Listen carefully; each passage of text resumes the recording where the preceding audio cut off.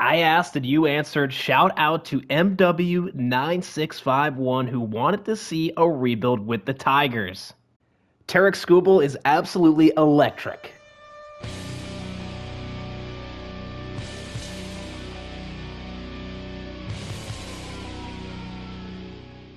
The Cy Young winner from 2024 backed up last season with another great year in 2025.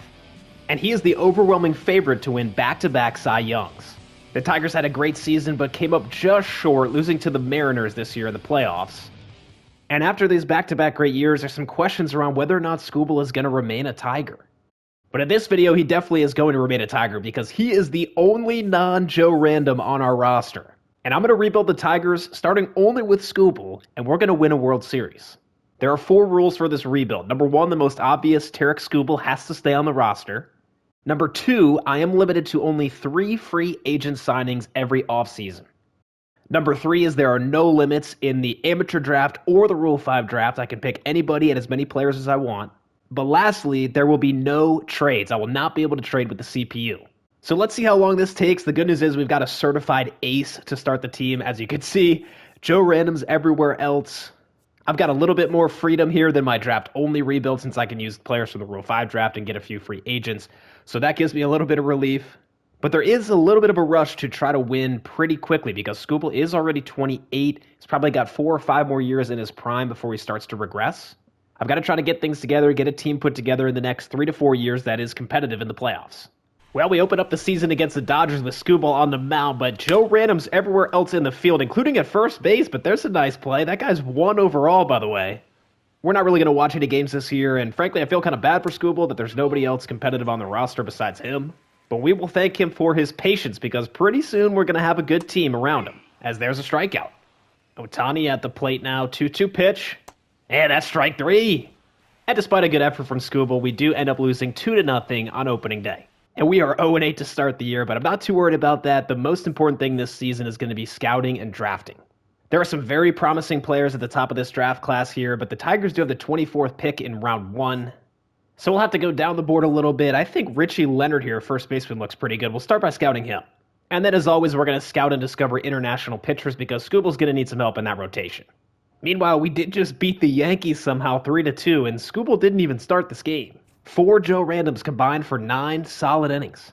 Continuing to scout some good pitchers, and I also found a nice third baseman here. John Watt moved up the board a little bit, but just this week, our Discovery Scout just found a third baseman who looks even better here, Pedroza. Definitely the build that I normally like, so let's scout him next and see if he's any good.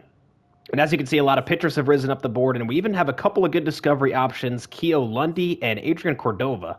And there is Tarik Skubal's first win, 1-0 over the Giants. Looking at the box score here, how did he do? 8 innings pitched, 2 hits, 1 walk, no runs. That's what I'm talking about.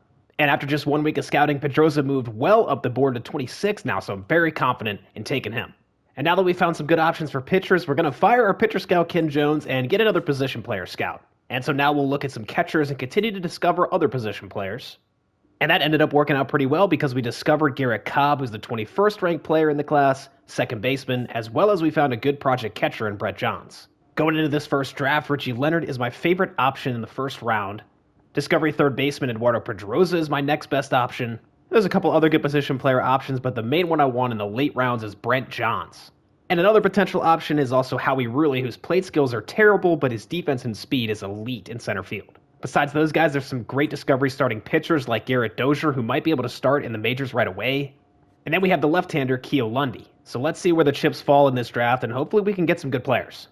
Now, skimming ahead to our pick, unfortunately, Richie Leonard got taken in the 11th slot way earlier than I expected. However, 18-year-old starting pitcher David Nam is still on the board. I did not expect him to be here. He's not a discovery guy. I'm going to take him in the first round.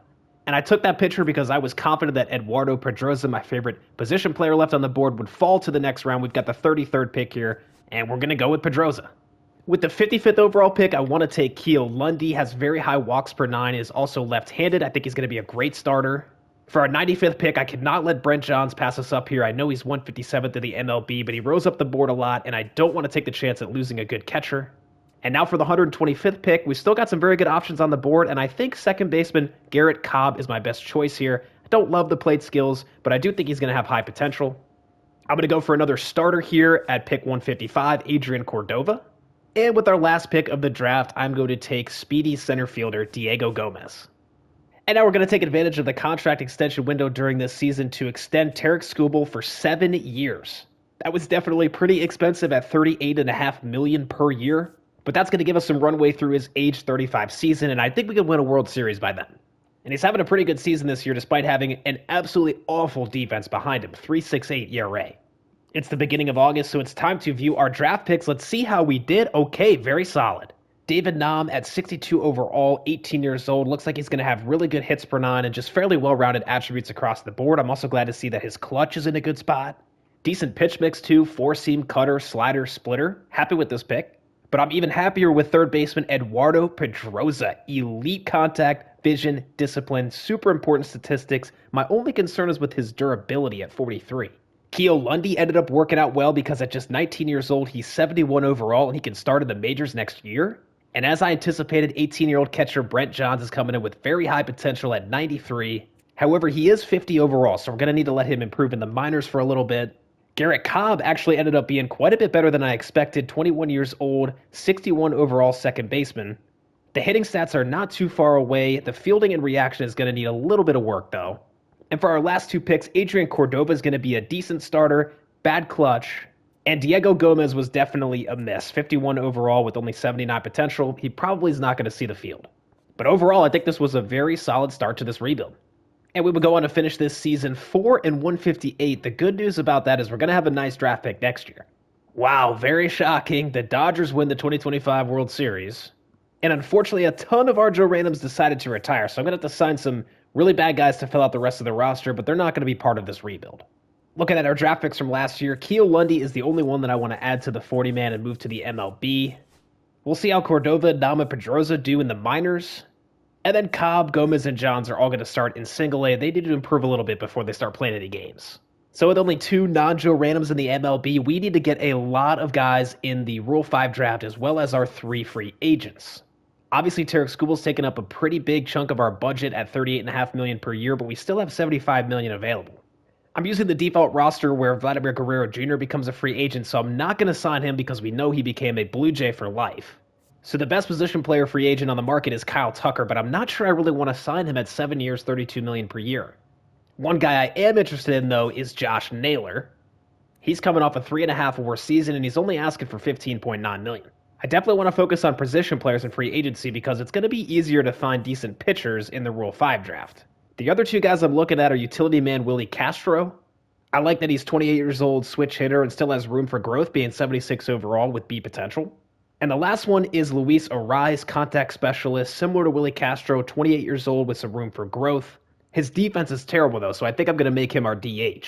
So let's set up our positional needs here. Pretty funny looking at this. We need everything, obviously. And for our team needs, we'll put those down as left-handed batter and power. That'll give a pretty good boost to our 3 options on the right side there. I've always wanted to sign this guy, Garrett Hampson. He's got 98 bunt and drag bunt. Super unique build, but also has great defense and speed and pretty good contact. Not to mention he can play pretty much every position, and I think I would put him in center field. So let's go ahead and get him on the board instead of Naylor, and we'll see if he wants a deal. Round 2 with Willie, still not there. Okay, we'll try again. I do really want him. I can't really blame him for not wanting to sign because we are an awful team, but let's give this another shot. 4 years at $12 million once again. And Hampson and Arraez are both above 50%, so I'm going to offer them contracts as well. Third time's a charm. That sucks. I feel like I gave Willie some really good deals, but he's not interested. Maybe a different story for Arraez. Okay, great. We got one. So we'll try Hampson again. I went for 3 years, just over $9 million. I see Alec Burleson, who's coming off a pretty rough year. He only wants 2 years, $2.9 million, but with B potential at 27, it's a really good deal. So we'll add him to the board. I will say, though, I've signed him in the past, and he is very hit or miss. The Pirates are moving quickly trying to offer Burleson a deal, so I'm going to make an offer to him at 4 years, $3.5 million. I think that is a steal. Let's see what happens. And he's going to go to the Pirates. How about Garrett Hampson? Still not in. Man, I'm having some tough luck here. Well, we couldn't get Burleson, but I do see Gabriel Arias on the board here at 26 years old. He's only 69 overall, a long ways away from his potential. I don't love his stats right now, but he's only asking for $1.6 million a year. I think that could be a steal. Let's get him on the board. All right, Garrett, come on. There we go, finally. All right, let's see if we get lucky here in the draft lottery simulation. All right, we dropped down one spot to the second pick. Not too bad. Gabriel Arias is at 57%. Let's go up to 4 years here, and we'll leave it at 1.6 mil. And now it's time for the Rule 5 draft. We're going to need to take like 20 guys from this draft, and we really need to focus especially on pitchers. The first guy I see that I'm interested in is relief pitcher Christian Scott, but I think I can make him a starter with 76 stamina. Really like his stats. He's going to be my first overall pick. I'm going to go for another starter in round 2, Julian Aguilar. Ks per 9 and hits per 9 really bad, but walks per 9 is pretty good. And we were the only person to pick here in round 2, so from here on out, I'm going to be able to get anybody that I want. And now that it's all said and done, I ended up taking 18 players in the Rule 5 draft. So we've got the roster starting to come together. And now the last piece of the puzzle, Gabriel Arias, welcome to the team. And after all those moves in the offseason, here is a look at our pitching rotation at bullpen. Skubal, of course, will be our ace, followed by our rookie, Keo Lundy, and then Scott, McCocken, and Aguiar were Rule 5 picks. And the bullpen is full of Rule 5 guys. Xavier Curry is one that I really love to pick up, 66 overall, but look at those stats. Several other decent names in here, and then our closer is going to be TJ Antone. Not sure if it's Antone or Anthony. I'm going with Antone. And here's a look at our new lineup with Garrett Hampson leading off and Luis Arraez in second. Our last free agent, Gabriel Arias, is going to be batting cleanup. And then you can see the Rule 5 guys I've got filling out the roster. Most of them have high C potential. A couple of them have B potential. Good example of the player I was looking for here is Trevor Hauver. Can play multiple positions, room to grow, and he's also going to be cheap for a while. So hopefully some of these guys can develop into decent players and be long-term parts of our team.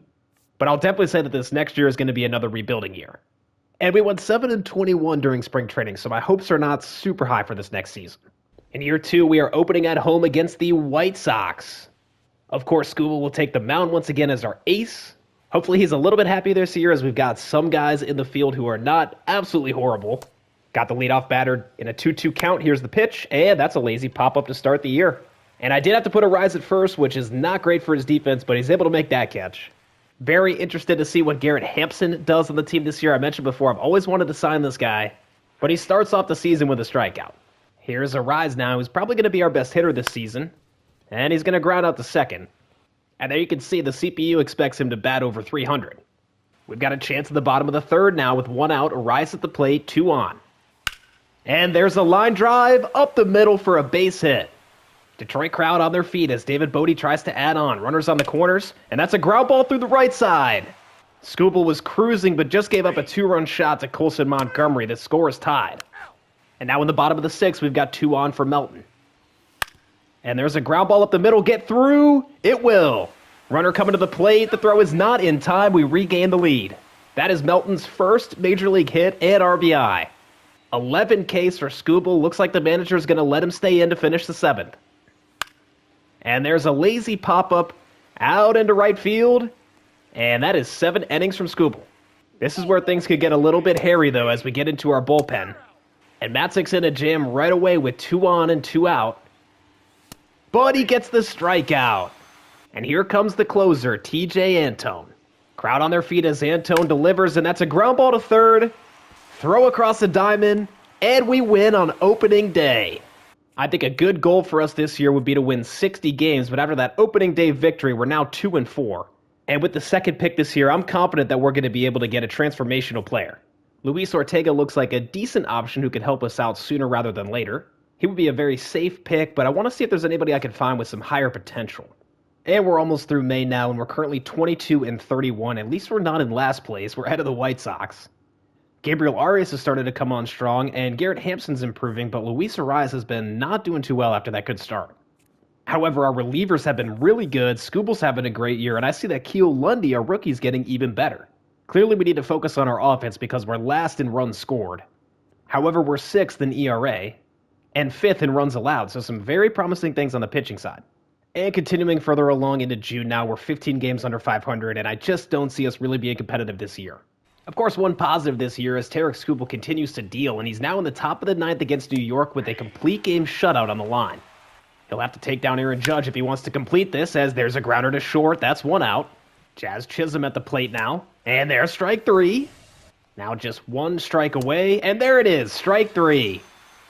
9 innings, 2 hits, 7 Ks, and 2 walks, but 0 earned runs. Time for the 2026 amateur draft now, and I can't say I love my draft board this year. In the first round, I'm going to be between two options here. Luis Ortega, second base. I talked about him before. And then the best player in the class is this pitcher, Connie Prado. Normally, I never take pitchers in the first round, especially with a high draft pick, but this guy might be too good to pass up. I've got a couple good options for the second round, third baseman Floyd Zachary and first baseman Tom Tan. And then we've got a couple discovery options for position players after that. I did find Bryant Chick here, a really good discovery closer, also left-handed. Would like to take him in the later round. And then below that, the rest of my board is a mixture of pitchers that rose up the board a lot and some discovery guys as well. So let's start this draft, and we'll see what the White Sox do for pick number 1. They go with Connie Prado. Well, that makes my decision pretty easy. I've got to go with Luis Ortega here. I would have loved to have found somebody with a little bit higher potential, but I do like Ortega's contact skills, as well as he's going to play great defense. He's got some good speed. I think he's going to be able to help us out. All right, let's sim ahead and see what we are left with. Ooh, I definitely see some guys fell off the board. Tom Tan got picked 4th. I was hoping we might be able to get him in that second round. And Floyd Zachary went way earlier as well, going number 12. I do like Doug McCauley quite a bit here, but he's still ranked 45, so I don't think I need to take him here at pick number 39, especially with him being discovery. So instead, I want to take my favorite pitcher on the board, Lorenzo Juarez, who has elite walks per 9, and he moved up from 48th all the way to 11th. So, Lorenzo, welcome to the team. With pick 62, I am going to go for McCauley here and hope that Bryant Chick will fall to the next round. And Chick did fall to the next round. So with the 77th pick, we're going to take the left-handed closer. This guy's going to play a big role for us. We'll go with Freddie Kane here for pick number 107. I don't love any of his stats, but he's one of the best position players I've got left. And now the board is getting really thin here for pick number 137. Let me see what I want to do here. I'm going back to the board looking at all the prospects available, but time runs out pretty quickly in these later rounds, so I just don't know what to do. I think the best bet is just to go with starting pitcher Darren Foss here. And we'll go high risk, high reward here for our last pick with Vinny Chavez. He was a discovery center fielder. He could be really bad, and he's also 22, but we'll just take a shot. Christian Scott is an all-star this year. He is listed as a reliever, but as I mentioned, he is starting for us, and he is pitching very well. I think he is going to get a long-term deal after this year. Looks like he's our only representative. Skubal was not voted in. And we're 36 and 61. No shot we're going to compete this year. I thought we'd be a little bit better, but we're going to take a look at our draft picks in a minute and then probably zoom through the rest of this season. I'm actually just going to go ahead and sign Christian Scott to a 5-year deal right now. And that is an absolute steal. I think because he's a reliever, he's a little bit cheaper than an equivalent level starter. 26 years old, currently 70 overall, high ceiling, beat potential. This is a great move. Looking at the rest of our roster, there's not really anybody impressing on the offensive side. But I am expecting to re-sign a couple of these relievers for next year. And we've made it to August, so let's take a look at our draft class. Unfortunately, kind of what I expected for Luis Ortega for our first pick. I do really like his stats. The durability is concerning, however. Here's Connie Prado, who is the other guy I was interested in the first round. He got taken number 1 overall. He does have 95 potential, but he looks only okay. The walks per 9 is good, but some of the other stats going to need a while to develop, so don't feel too bad about this. For our second round pick, we went with Lorenzo Juarez, who is going to need a year in the minors, but with that 85 walks per 9, a lot of promise for him. We did hit on Doug McCauley, who's got 93 potentially, 60 overall, great contact, vision, discipline, the stats that you know I like. And the closer Bryant Chick also did not disappoint. Freddie Kane and Darren Foss, however, are probably never going to see the field. And we rolled the dice on Vinny Chavez. He does have high potential, but at 52 overall, 22 years old, not sure if he's going to be good enough by the time we finish this rebuild. Kind of a disappointing draft class, but I do think these top 4 guys will factor into our team. And I went through this season pretty quick. We finished 58 and 104, 2 games short of my goal of 60 wins, but overall just really disappointing. One positive, though, is we did get a Rookie of the Year for right fielder Trevor Hauver. 711 OPS for Hauver, pretty good, just shy of 1 WAR, nothing special there. Pretty surprised that he was able to beat out Roman Anthony, who I believe in this game has like 95 potential, something like that. Our backup catcher, Kevin Parada, actually ended up having the highest OPS out of the team, so I think I'll end up bringing him back. He had 30 games this year. As far as our full-time guys, David Bodie, Trevor Hauver, and Garrett Hampson were the only ones above a 700 OPS. Luis Arraez was injured for the last month of the season, but overall he was pretty disappointing. I'm expecting a lot more out of him, especially because we signed him for 4 years at 9.1. Go back to Hampson, though. Even though he wasn't anything too special on the offensive side, he did improve quite a bit. And also take a look at this, 4 WAR on the season, so that defense and speed, very valuable. For our pitchers, Alizé and Coleman were our best relievers. Skubal finished the year with a 3.02 ERA and 194 innings, pretty good. Our rookie Keo Lundy ended with a 3.89 ERA, 5-15. Not too good on the wins and losses there, but something to build off of here in his rookie season. And before I move on from this, I did re-sign Adbert Alize for 3 more years at $780,000 per year. He had a great season. I like his stats. Hopefully he does not start regressing too soon. Our most promising prospect, Eduardo Pedroza, developed very nicely, still working on his durability, but he'll be ready for AAA, and I hope maybe he can get a call-up next year. So we're starting to get some good building blocks together of a team, and for 2026, the Twins defeat the Phillies. How about that? And we lost a ton of our Joe Randoms to retirement here. Former Tiger Max Scherzer is headed to the Hall of Fame, and I'm excited for this offseason. Let's try to make a splash and build a competitive team for next season. I'm going to let TJ Antone and Tyler Matzek walk. We've got exclusive free agent rights with them, but they were not very good this year. Rocco Baldelli is going to be our new pitching coach, and Marco Cabrera our new farm director. I definitely want to make a bigger splash in free agency this year. Jazz Chisholm Jr. is the best position player available. Then we go down the board a little bit to Alec Boehm, Nico Horner, Brandon Lau. Cody Bellinger would be a decent option, but I'm seeing signs of regression here. This class is definitely looking pretty top-heavy. There's not a whole lot of depth, so let's throw Horner on the board here. I'm definitely looking for an impact bat, though, and Ryan Mountcastle fits the bill here. Now I'm going to come back and look for an outfielder to add to the team later. My favorite right now is Victor Robles. Looks like we've got a decent shot for Nico Horner. Hopefully we can get a contract in. We'll probably have to overpay him. As far as Ryan Mountcastle, not looking like we're going to be able to get him. Let me put Alec Boehm on the board just for fun. We'll see if we can get him. I don't think we'll be able to. Looks like Nico's a hot commodity. Let's just throw our hat in the ring here. I don't think it's going to happen, but we'll send him a contract for 5 years at $18 million. Definitely not liking our chances here. And it's phones. That's going to be a no. Of course, he's headed to the Dodgers. It does look like we've got a decent shot at Alec Boehm, though, so let's keep him on the board. And I'm going to come back around for Robles. I actually found another guy that I'm interested in here, and that is catcher Alejandro Kirk. He's coming off of kind of a down year here, so I can get him for cheap, and he's got potential, only 28. He's always going to have good defense. He also has good vision and discipline, so he's going to put some good ABs together.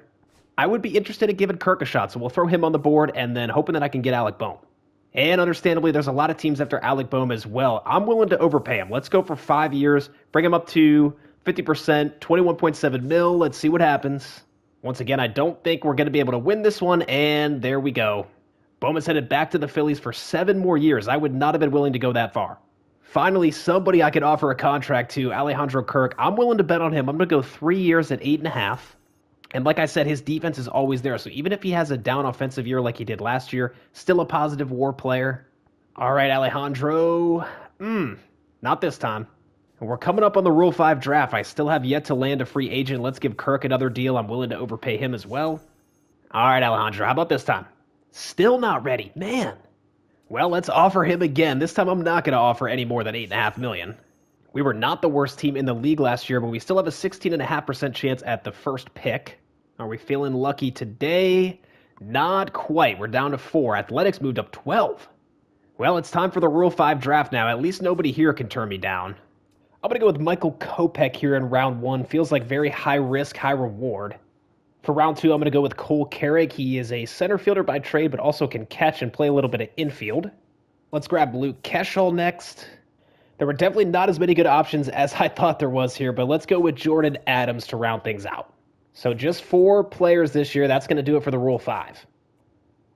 Finally, bro. Alejandro, thank you, dude. He proved to be a tough get, but that is an immediate upgrade at catcher. And there's lots of competition for Robles. I'm hoping we can land him, but after our luck so far in this video, I'm not expecting to. Let's also throw Randy Arozarena on the board. Here we go again. Do I even try with Robles? I guess, why not? 5 years, $20 million. And once again, we come up short. Robles is going to be a Pirate. Does look like we have a good shot at Arozarena, though. Let's go 2 years, and we'll bump it up to $13 million.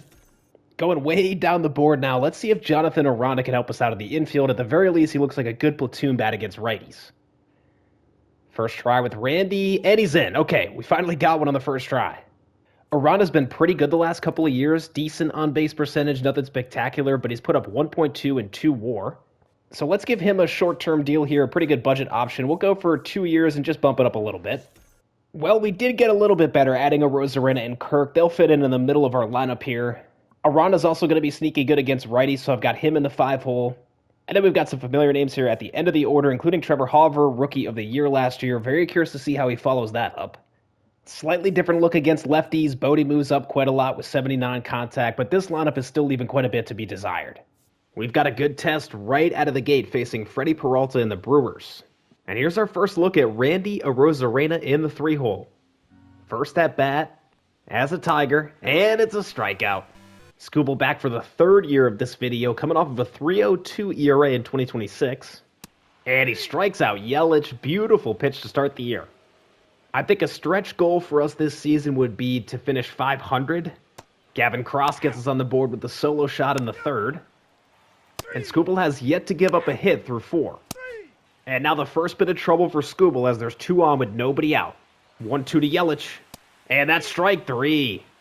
Skubal's got his number in this game. 1 out away from getting out of this jam, and that is popped up into right. Skubal gets out of it. Ahead to the 8th where we've got the bases loaded. Arias 3 for 3 on the day. And make that 4 for 4. Maybe this is his breakout year. Curry comes in the 9th and closes out the Brewers 6-1 on opening day.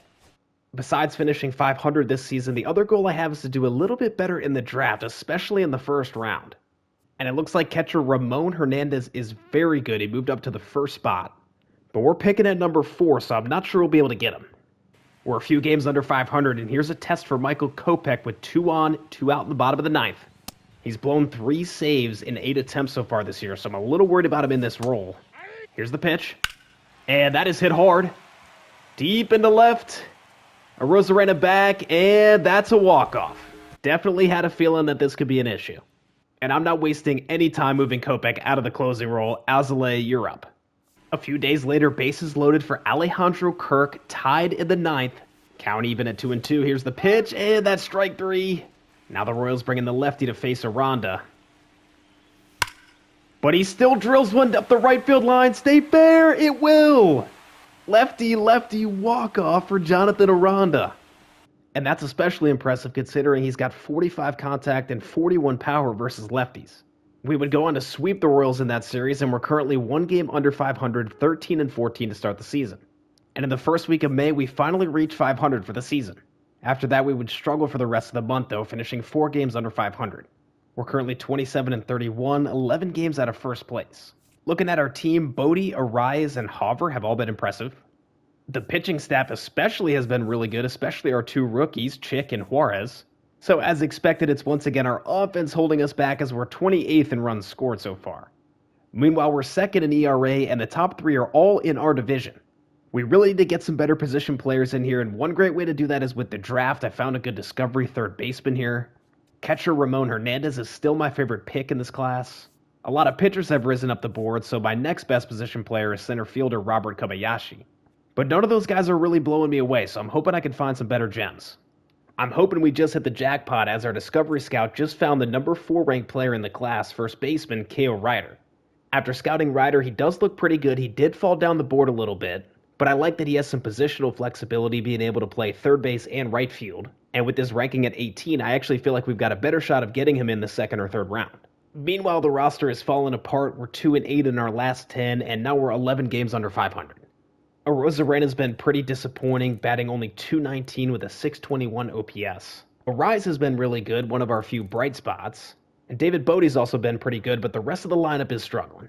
And it makes it a little bit frustrating because our rotation's having a really solid season, especially Tarik Skubal, who only has so much longer left in his prime. In positive news, though, we just discovered the number 1 player in the class, left fielder Bryant Joyce. Going into our 3rd draft, Bryant Joyce is definitely my number 1 choice here. And with him being a discovery guy, I feel pretty confident he'll fall to the 4th pick. If we can't get him, I'd like to take Ramon Hernandez. I've got a couple other backup options if needed. And I did find 2 really good third basemen, one being a discovery guy, Michael Kobayashi, but unfortunately he is injured. And so is Andres Sixto here, who I thought was going to be a great late round option. I also found another good closer that I'd like to take, Alex Marcelo. And as always, we've got a bunch of starters as well. Hernandez is going to the A's with the 2nd pick. That leaves Joyce on the board, and I'm not going to hesitate here. K.O. Ryder is still on the board in round 2, so I'm going to take him. I'll admit I'm a little bit tempted to take one of the injured guys with the 42nd pick, but I just can't do that. So instead, I'm going to take my favorite pitcher who rose up the board a ton, Rob Acevedo. And with our 80th pick, I don't want to lose this closer, especially because he has high walks per nine. That's kind of rare for a closer, so I want to take Alex Barcelo. And as I sim ahead to the next round, everybody else on my board except for a pretty bad discovery pitcher is taken. This might backfire, but I want to take this first baseman, Jackie Wilkinson, because his overall range is so low and his potential range is so high. I think he might actually be okay. I'm going to take the risk. And now everybody is off the board, so clearly I did not do a great job scouting this year. I did go back to the class and find one other guy I'm willing to take here, Mike Jones. He's 22, but he does have guaranteed high potential, so we'll go with him. And with our last pick, I'm going to take a shot in the dark at a reliever. I don't feel great about that. I did get the guys I wanted in the first and second round, but after that, not the best draft ever. Just to make this season even worse, Tarik Skubal is on the IL, and he's going to be out 1 to 2 months with a torn finger ligament. So being 14 games under 500 and without our ace, I don't see any hope for us this year. Christian Scott is once again an all-star. That's back-to-back seasons for him, and he's still getting better. Really hoping that our draft picks are good this year to help salvage this season, and that is looking very promising. Bryant Joyce, 64 overall with 94 potential at 18 years old. Very excited to develop him and get him into the show. K.O. Ryder is 3 years older with 84 potential, but he does still look pretty good. I like his stats, especially that clutch. Rob Echevedo has high B potential at 89, but he does have a long ways to go, 18 years old, 56 overall. I'm not sure if he's going to make it to the show before we win a World Series. Our highest potential pick, though, was this closer, Alex Marcelo, who I took with our 4th pick. He looks great. Jackie Wilkinson with pretty high potential, but at 51 overall, I don't know if he's going to make it to the majors before we win a World Series. And then we scrambled at the end to pick Mike Jones and Gustavo Fernandez. I don't love either of them. Mike Jones has great home runs per nine, but that's not the most useful pitching stat. And then Fernandez is 51 overall with C potential, so he is probably never going to play. It looks like I should have taken the risk on Michael Kobayashi here, who was injured, the third baseman. He ended up being 60 overall with 94 potential. He looks really good. Despite that miss on Kobayashi, I'm very happy with our draft class, and I'm looking forward to getting these guys in the majors along with our other prospects who have been developing nicely. Definitely not been a great year this year, so just trying to take away any positives that we can. And our rookie starter, Juarez, just had an 8-inning outing and gave up no runs with 7 Ks. Very promising. Bryant Chick, our other rookie, came in, did not have the best closing performance, but he's actually had a very good year as well. And here is Bryant Chick, who's developing very, very nicely this year. He's got a 3.59 ERA. The whip is a little bit high, but he's so early into his career and showing very promising results. K.O. Lundy is also following up his rookie campaign with an even better season this year with a 3.45 ERA. And in his last start of the year, Tarik Skubal finishes off another complete game shutout. That ball hit the batter. So we finished the year 68-94, winning percentage of .420. The D-backs take down the Twins in the 2027 World Series. We did improve from last year, but I have got to make some better moves in free agency this year and entice some really good players to join this team. Our prospects are mostly still a year away, so really it is going to be free agency where I'm looking to improve our roster for next year. A couple of these guys might come up mid-season. Arozarena ended up having a really good year last year, and he did add some power production, which is what I was looking for with 30 home runs, so we've got him for another season. Garrett Hampson did not quite do as well as last year, but we do have him for one more year, and I like that he's got that positional flexibility, plays good defense, solid speed. Alejandro Kirk had a very good year, coming in with a 659 OPS. That's a little bit low, but with his defense, he had almost 4 WAR. Luis Ariz has not panned out as well as I would like, and he's not been super effective. Our rookie of the year from a couple seasons ago, Trevor Hauver, had another good season with a 720 OPS and 1.5 WAR. He's getting even better. Michael Kopech also turned things around after a rough start, and he had a 3.50 ERA, actually had almost 100 innings, which is a ton for a reliever. I'm betting on him. I signed him for 2 more years. He's at 74 overall, still has lots of room for growth. Also just noticing that Bryant Chick's potential went up to A after a very solid rookie year. I'll be leaning on him heavily to be our best left-handed reliever. I think I've started to put together a decent core, but we really need some impact bats. Far and away, my favorite option in free agency is Steven Kwan. We've got a Arozarena in left field right now, but he could shift over to right field. Kwan is definitely my number 1 choice. As far as the guys currently on the roster, pretty much everybody's coming back. David Bodie I let go. I'm also not going to offer arbitration at Dylan Coleman. All right, after 1 week, Steven Kwan is at 55%. Let's give him a deal here. 4 years, we're going to go for $27.5 million. So willing to overpay. We're also the first to make an offer, so we're at 5% motivation boost. And with him on the board, the other guy I'm interested in is Ryan O'Hearn to play first base. We do have Luis Ariz, but his defense is so bad, I do not want him in the field. All right, come on, Kwan. We're looking for pens. Looking for pens here. And we got him. Finally, we are able to land a big free agent, Stephen Kwan. Welcome to the Tigers. So we'll stick with Ryan O'Hearn here for week 3 so I can get his motivation above 50%. There are a couple other guys I'm interested in later on. The other guy is Jake Myers, who would be an immediate upgrade defensively in center field, which we could use. He's also got pretty good hitting stats against lefties, which is something I'm looking for. Outside of that, though, the hitting stats are not great. Let's prioritize O'Hearn and see if we can get him to sign. His motivation's gone up quite a bit. I do see that the Rays are also interested in him, but it's not like there's 3 teams after him. I'm going to go for 1 year 15 again. Let's see if this time it works. All right, O'Hearn, let's see. And he's in. Beautiful. So the lineup is starting to take shape. It is a little bit top-heavy. We don't have too many good options towards the bottom here, and I did move Garrett Hampson into the last spot. He's not had as good of an on-base percentage as I expected him to have.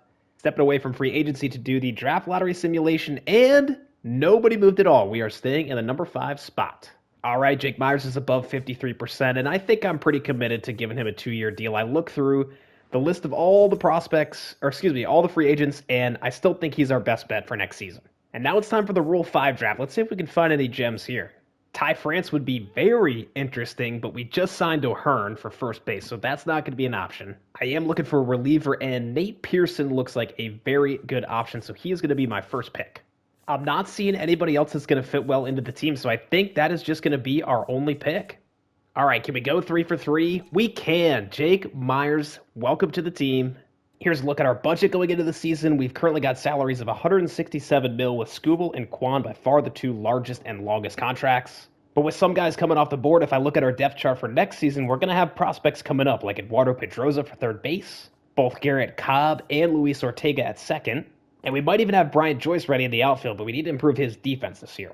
We finished spring training with a record of 13-15, not great, but I'm going to set our goal this year to finish 500 and maybe sneak into a wild card spot. The real question is, how is our offense going to fare? And we've got a good test today against George Kirby. Stephen Kwan's first at bat as a Tiger is a grounder to short. Now Skubal in a little bit of trouble in the second with the bases loaded. Young catcher Harry Ford at the plate strikes out. And now Ryan O'Hearn steps to the plate for his first at bat as a Tiger. Really looking for him to add some more power to this lineup, especially against righties. And there's a line drive out to center, but Julio's going to snag that. So there's a base runner for Garrett Hampson. Let's see if he decides to bunt here. He does, and even with 99 bunt, he pops it back right to Kirby. Skubal was cruising, but just gave up a 2-run shot to Harry Ford. Nate Pearson's first appearance goes smoothly. But offensively, we've not been able to get anything going. Come on, Ryan. Kirby's just absolutely carving us up. He is a very, very good pitcher in this game, so I can't get too frustrated. And now things might get out of hand here at the top of the 8th with the bases loaded. And that is hit hard out into right. Arozarena tracking it to the wall, and that's a grand slam. Disappointing start to the season as we're defeated 7-0. We bounced back nicely from that opening day loss, but Alzolay is in a jam here in the 9th. He's a ground ball pitcher, and this is the perfect spot for a double play. But we'll take a strikeout instead. Now facing Carlos Correa with 2 outs. And he gets him to reach for a slider. Alzolay hangs on to get his first save of the year. And our offense had 13 hits, including a 3-run homer from Jonathan Aranda. So 8 games into the year, we are 4-4 as we turn the calendar to April. And Alzolay is going to be our closer this year. I had him closing last year. He went 28-6, which is okay, but he's performed really well in terms of ERA and WHIP the last couple of seasons. And now a week later, we remain at 500, but we did lose a series to Minnesota and Kansas City, both in our division. In the first week of scouting, we discovered a really good starting pitcher who was at 9th ranked when I first scouted him, and after 1 week, he's up to 3. We're back with Alzolay once again, trying to hang on against the Rays. Potential 2025 MVP Cal Raleigh at the plate, 2-2 pitch that's grounded to third, 2 outs. Center fielder Johnny DeLuca now stepping in, and he pops that one out to left. Kwan's got it. That's Alzolay's 3rd save, and Arozarena was our player of the game with a homer and 2 RBI. And that brings us to 2 games over 500 at 12-10. Seeing a massive improvement from our offense, which is 1st in batting average to start the season. Kwan and Arozarena have been leading the way offensively as they're both on fire, but I do see that Arozarena is starting to regress. Hopefully he can hang on for another good season. The good news is that we don't have a super long-term deal with him. This is a very strong class for closers. There's even one ranked in the top 15, which I don't know if I've ever seen before. I'm not willing to take him, but I would be willing to take this guy that we discovered as he looks really good. We also discovered the best reliever in the class, as well as another one ranked 83rd. We're 9-4 to start May, looking really good, 29-17 overall, just a game behind the Twins. We finally made it out of the basement where we've been with the Royals and the White Sox so far. Jonathan Aranda has been so impressive so far this year, and he continues to develop nicely. He's currently slugging .603.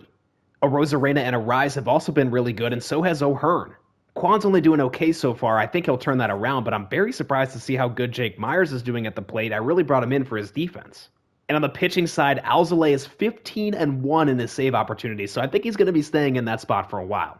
Very exciting news on the scouting side is we just discovered what might be the best player in the class, left fielder Braden Alonso. And after 1 week, Alonso has stayed in that first spot. He looks to be very defensive first. I'd probably play him in center field over left field. He's also got great power, especially against righties, and with average contact vision and discipline, I think he could be pretty good at the plate. Found another good discovery option on the scouting side, Jay Zimmer, although he is definitely going to be a big project with a low overall. Meanwhile, this reliever we found does look to be really good. Really tough break here as Tarik Skubal has fractured his hand and he's going to be out 2 to 3 months. So the one guy we started this video with is now off the team for a while. And he's definitely our best player, so I've got to figure out what I want to do now. I see that Adrian Cordoba is pitching well in AAA, but I just don't feel comfortable bringing him into the majors with that walks per nine at 52, clutches at 28. Meanwhile, David Nam is struggling with a 4.30 ERA. And this situation has made it a little bit more difficult without being able to trade. I think the only move I've got here is to move Lorenzo Juarez from the long relief role into a starting role. He was very impressive last year, but so far he's not been so good this season. So it's going to be a real challenge to stay competitive without Tarik Skubal. Juarez's first start this year did not go too well. 4 innings pitched, 5 earned runs. Much better game for Juarez in his second start of the season, this time getting through 6 innings, only giving up 2 runs. And he got us the win against the Dodgers, which was actually a sweep. I also just found a gem here. Third baseman Adam Geary looks fantastic. Excellent athleticism and defense, great build on the offensive side, and a switch hitter. Hopefully we can get him in the 3rd or 4th round, and we also have Manuel Brito, the best starter that I've found that I'd like to take in the 2nd round. And my luck has really turned around here as Felipe Guzman was just discovered, and he's ranked 3rd in the class. Tie ball game against San Diego, but the bases are loaded with 2 outs. Luis Arise with a liner into right, that'll get down. 1 run is in. A 2nd run is in, and we're up 3-1. Arise comes up huge in the 9th. So here comes Alzolay, who's 29 out of 32 on his save opportunities. He's currently 2nd in the league in saves behind Yohan Duran. He's gotten the first out, now facing Jackson Merrill. 1-2 pitch, and that's lined, but right to second base. Aranda's got it. 2-2 now to Bogarts, and he got him! That brings us to 13 games above 500, but we're still chasing. Meanwhile, on the scouting side, Guzman is the 3rd-ranked player, and that now means we have the 1st, 2nd, and 3rd-ranked players on our board, and they were all discovery. I'm shocked at how exciting my draft board ended up being as we head into the draft. I'm really torn on who to pick here in the 1st round. On one hand, Alonso could help us out as soon as next year, although he probably will need work on his vision and discipline. And Guzman doesn't exactly excel at anything besides his speed, but he has that guaranteed high potential. It's such a tough call, but I think I have to go with Alonso. He's ranked number 1. I know that his defense is going to be good and we can move him to center field. I might end up regretting this, but we're going with Alonso. I cannot believe it, but I sim all the way ahead to pick 60 and Guzman is still on the board. I also see that Brito is still here too, but I can't pass up Guzman. We've got to go with him for this pick. As we sim ahead to pick 82, Manuel Brito is still here. He is my favorite pitcher on the board. I'm hoping that one of Zimmer, Roussan, and Geary is still here for the next pick. So we're going to go with Manuel Brito. I cannot remember the last time that things have worked out this well for me. Usually I don't want to make too much of a plan going into a draft because it always falls apart. I really like both of these players, but with this pick, I want to go with first baseman William Roussan. He has unbelievable contact, and he moved all the way up to 23rd in the class. And now as I sim to pick 142, most of our guys have fallen off the board. Carlos De La Rosa, the reliever, is the last man standing. Let's go with him. And with everybody else gone, my only choice here in the last round is to just take a flyer on this other discovery guy, right fielder Jason Reeder. Luis Arise is our all-star representative this year as he has been on a tear with career highs in on-base percentage and slugging. And looking at the rest of the team, Aranda has stayed hot with an 887 OPS, and O'Hearn, Arozarena, and Hampson are all above 800 as well. Steven Kwan has not slugged much this year, and his OPS is down at 741. And Jake Myers has steadied out around 700, but that's honestly better than I expected. Young closer Bryant Chick continues to impress with a 2.22 ERA, 28 holds, and 48 innings at the break. Kopech and Pearson are close behind him with Darren McCacken as our best starter. It's been a bit of a down year for Christian Scott, which is surprising to me. He's been so good in the first couple of seasons. So even though we're 6 games out of the division lead, I'm really happy with how things are turning out this season. And I see that we're 7 games ahead of the Red Sox for the wild card, which makes me pretty confident. There's a few guys that I've been trying to sign again during contract extensions here, but it's not really working out. Garrett Hampson, I just want to sign for 1 more year, and he wants a longer-term deal, so I can't do that. I wanted to lock down Kale Lundy long-term because he is our best starter that we have got coming up, but he does not want a long-term deal, so that doesn't work either, and I think I've narrowed down one guy that I want to extend for a couple years. That is Nate Pearson. He's been good this year. I like his stats. He's also still got room for growth, and he's in free agency in a couple of years, so I want to give him a 2-year deal. Looks like maybe 9.2 will do it. Okay, there we go. Haven't been this excited to view my draft picks in a while. Let's see how we did. Okay, looking really good here. Braden Alonso, 76 overall right out of the gate here. Looks like he can immediately hit against righties at the major league level. Gonna work on the softer skills a little bit, vision, discipline, and clutch. I knew that coming in when I drafted him, and his durability is also a little bit of a concern. But he should definitely be able to come up next year at the very worst to hit against righties. Felipe Guzman is coming in with 92 potential. His hitting stats are actually better than I thought. Manuel Brito did not disappoint. Very well-rounded stats. Actually, a super high clutch for a starter. 61 overall at 18. 88 potential. Fantastic. These guys are all great, but William Roussan might be the pick of the draft. Obviously, he's a little further away at 56 overall, but unbelievable offensive build. His durability is also a little bit low. He is going to need some time in the minors, so he'll be able to improve his durability as well as I'll want to improve his power.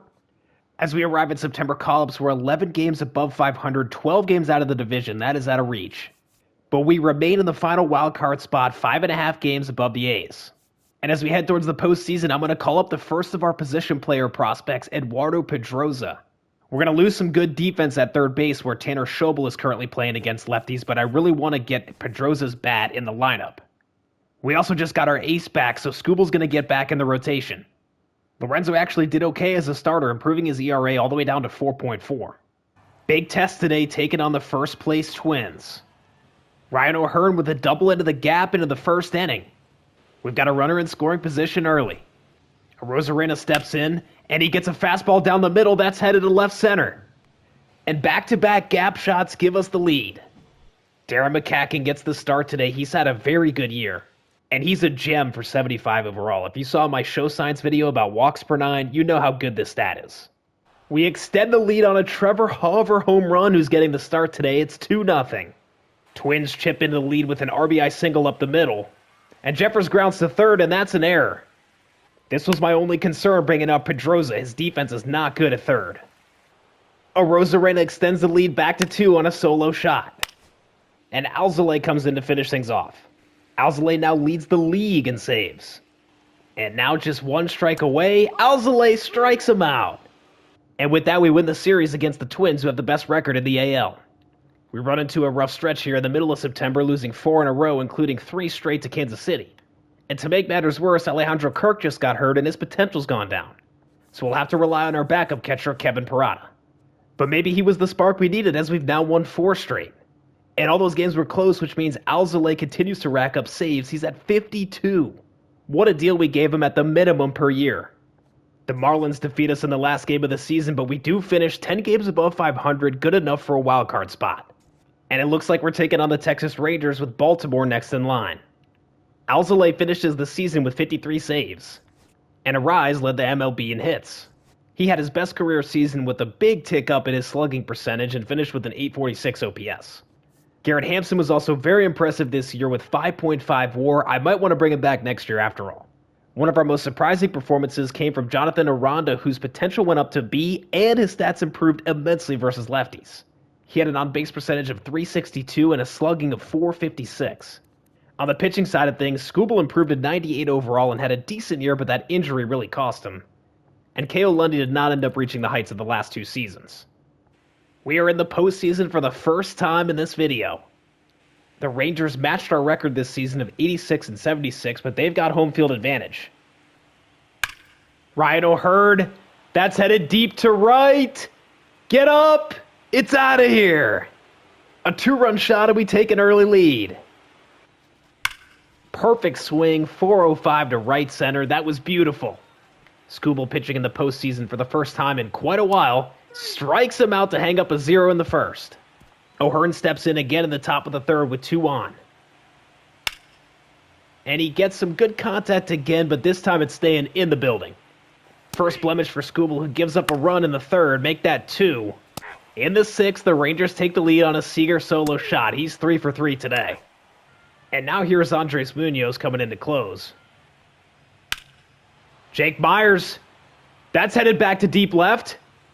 Get up. Oh, just shy of a tying homer. Garrett Hampson, is this your moment? No, strike 3. The Rangers pitching staff proved to be tough in game 1, and now we're already facing elimination. And we're quickly down 2-0 off an Evan Carter homer. We've cut the lead in half now, heading into the 6th. And Jake Myers puts us in front with a 2-run homer. Now in the 7th, it's tied, but the bases are loaded for the Rangers. And Seager's at the plate, who lines one very hard into the right field gap. Contreras drives him in, and it's now 6-3. And with that, Munoz comes in, strikes out the last batter, and the Tigers are eliminated. The Phillies go on to defeat the Orioles in the 2028 World Series. And as usual, a bunch of guys on our roster retire. But that was definitely a step in the right direction, as we've had our first winning season and made it to the playoffs. Looking ahead to next year, we're losing a few key pieces of last year's team. We've got exclusive free agent rights for Garrett Hampson, who I would like to bring back. But the word free agent is an exclusive free agent, so that would count against one of my 3. So it makes sense to test free agency since we can get him there anyway. This is a very exciting free agent class. Look at the top of this board. J. Ram, Gunnar Henderson, Yordan Alvarez, Ronald Acuna, and Ketel Marte. Yordan is always a monster in this game, and with losing a Rosarena last year, we've got a spot open in the outfield. Look at the past 2 seasons, 42 and 46 homers and 115 and 120 RBIs. He's got pretty much every single quirk available, and last year he was the MVP. Without a doubt, this is my number 1 choice, although 8 years is pretty crazy. It's also very tempting to look for a pitcher this year with Justin Steele on the board and George Kirby. I've decided that I want to bet on Lundy, though, and offer him a 6-year, $18 million deal. Despite not as good of a year last year, he's only getting better. I'm also going to offer an insane deal to Brian Chick, who's going to be our best left-handed bullpen arm for the rest of this video. And I think I'm going to bring back almost the entire team from last year. After a week, Yordan is at 48%, and obviously a lot of other teams are interested. I'm just hoping we get the chance to give him a good offer. It's time to offer a contract, and I'm going to go for 8 years and bump it up to $36 million. All right, this would be incredible if we could get Yordan. Come on. We got him! We've had some rough luck in free agency, and we did have to sign a pretty big deal for Yordan, but that was the impact bat that we really needed. All right, now let's offer Hampson a deal. I just want to go for 1 year here, and we're going to kind of lowball him. And he's coming back. And for our last free agent, I'm going to try to bring in Jojo Romero in for 1 year. Brian Chick is still going to be our lefty setup man. But I need another lefty because Colby Allard was really bad last year. I did take a look at the Rule 5 draft, but I don't want anybody here. We've kind of gotten past that point in our rebuild. Let's offer Romero a deal, and we'll just give him exactly what he wants. 1 year, 6.2. And with Romero on the team, the roster is set for next season. Big test for us right out of the gate, taking on the Twins to start the season. Not to mention we're facing Justin Steele, one of the best pitchers in the game. And I'm so excited for this season after making the playoffs for the first time last year and making a big splash in free agency with Yordan Alvarez. Right on cue, he deposits one in the right field bleachers. Is it just me, or does he have one of the best player models in this game? I swear this looks just like him. Stephen Kwan is another storyline for me this year, as he kind of disappointed last season in his first year on the team, and back-to-back dongs. What a dream start to the year. Lineup definitely has a little more punch in it now than it did at the beginning of this video. Can Jake Myers make it 3 in a row? Okay, not quite. Skubal coming off his injury last year, looking for a bounce-back season, wasn't his best performance. The Twins are going to be very difficult to compete with this year. They continue to have a really strong roster, and even though we've improved with guys like Vlad Guerrero Jr., J-Ram, Carlos Correa, they've been dominating our division. But so far, Skubal's been dominating this game as he's into the 7th with only 71 pitches. And he strikes out J-Ram. Surprisingly, that was only his second strikeout of the game. He's been getting it done with a lot of soft contact. He's finally removed in the 8th for Michael Kopech, and he's in trouble right away with Vladdy at the plate and 2 on. Here's the 1-2 pitch, and that's hit hard, but not hard enough. Payoff pitch. Strike 3. Ooh, that was right down the middle. And now Alzolay's in to close this game off. Matt Walter, the last batter, coming off of actually a very good season. I didn't realize this guy's kind of got broken stats, against righties at least. He's also got a 97th percentile arm out there in right field. Very similar player to Addison Barger on the Blue Jays, but the one fault is they do strike out a lot, and there it is.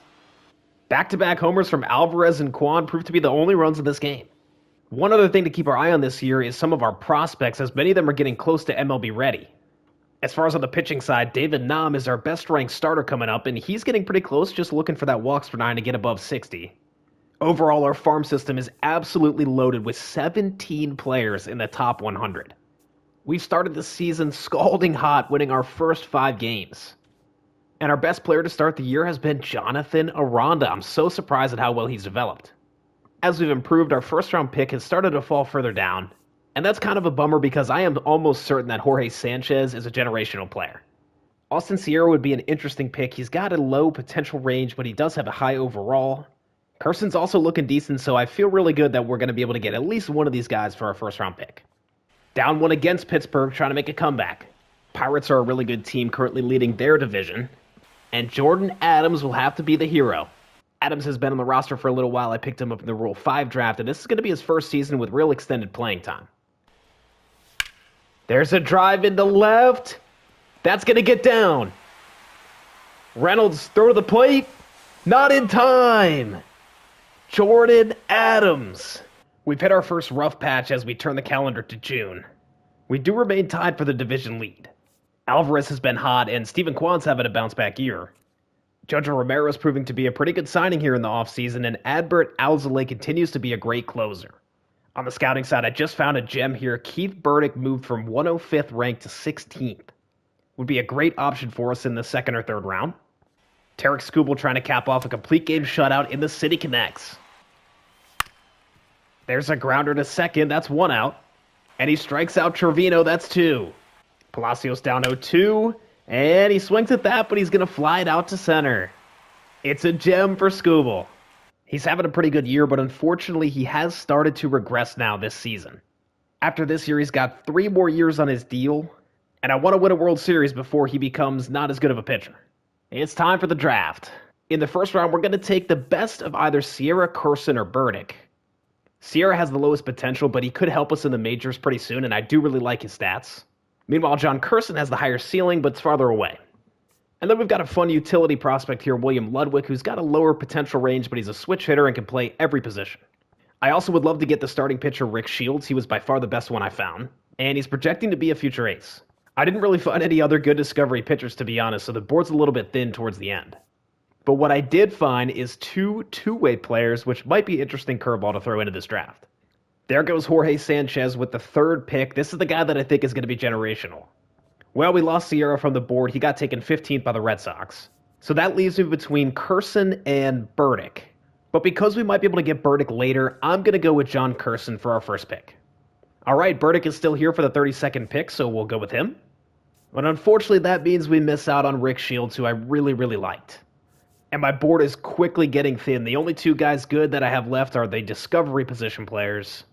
So we'll go ahead and take Eric Gentry. And now we'll grab the utility guy, William Ludwig. I'm going to take a total flyer on Cy Ting, partially because of his name, but also there's a chance that he could have a high ceiling, or he might be a huge bust. And for the last pick, we'll take an 18-year-old discovery starter. For the All-Star game, we've got Alvarez and Kwan voted in. Jordan with 24 home runs so far. July 24, 2029, we are in first place in the division, a game and a half ahead of the Royals. Jordan Adams at the plate, bases loaded, trying to walk off the Red Sox.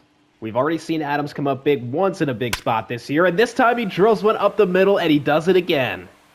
Kirk comes around to score, and the Tigers win on an Adams walk-off. All right, we've signed all of our draft picks. Let's see how we did here. Okay, nobody A potential. I'm seeing some high B potential here. John Curson proved to be a pretty good option here in the first round. He is 22, so a little bit older, but great stats. Also really good athleticism, and defense is promising as well. So he should fit in nicely. And now we look at Keith Burdick, who excels against lefties. Great contact, already at 72. Ed Gentry's got a pretty high ceiling with 89, but he is 59 overall at 21. And also his durability is very low. I wish you could scout for that. William Ludwig is about what I expected here, kind of the Gabriel Arias build with a little better offense, not quite as good defense, but can play any position, good speed. Sai Ting actually worked out okay for a shot in the dark, but he's 48 overall, so very long ways away from playing. He also has 54 bunt, which seems a little unnecessary. I'd rather that stat be somewhere else. And then I was kind of running out of options, so we went with Eric MacArthur as our last pick. He is almost certainly not going to play. As I expected, Jorge Sanchez is a generational catcher. He is going to the Angels. Doubling back on contract extensions, I thought it over for a little bit, and I think I do need to sign Michael Kopech. I do have to sign him for 2 years, though. He would not accept anything shorter than that. But I'm losing some other relief pitchers, and there's a couple that I don't really want to bring back, and we can only sign 3 guys in free agency. I don't have many in our farm system, so I kind of felt like I needed to sign him just to make sure we don't have a huge hole in the bullpen next year. Back to our current season now, though. We are about 3 weeks into August, and we are absolutely cruising. Only 4 losses. We've jumped way up to now 6 games in front of the Royals. So the team is really starting to come together here, and I'm very excited as we look ahead towards the postseason. Looking to continue our hot streak here. We are down 1 against Houston with Garrett Hampson at the plate. Alvarez on second, Aranda at first. Not exactly the fastest runners as that ball gets away, and they're going to try to go for an extra base, and they're in there. Down to our final strike in Houston. Bases loaded. Alejandro Kirk at the plate. Grounds one up the middle, and that's through. Luis Robert throws home, not in time, and we take the lead. Now the league leader in saves, Adbert Alzolay, is in to try to close this game out. Grounder to third. Throw across the diamond in time, and it's a comeback victory. I'm so impressed with the grit of this team as we've had so many come from behind wins. And after that victory, we won the next 4 in a row, bringing our win total to 84. We're well in front of the Royals. Our offense has improved so much, which is why we're starting to win these many games. We're 2nd in batting average.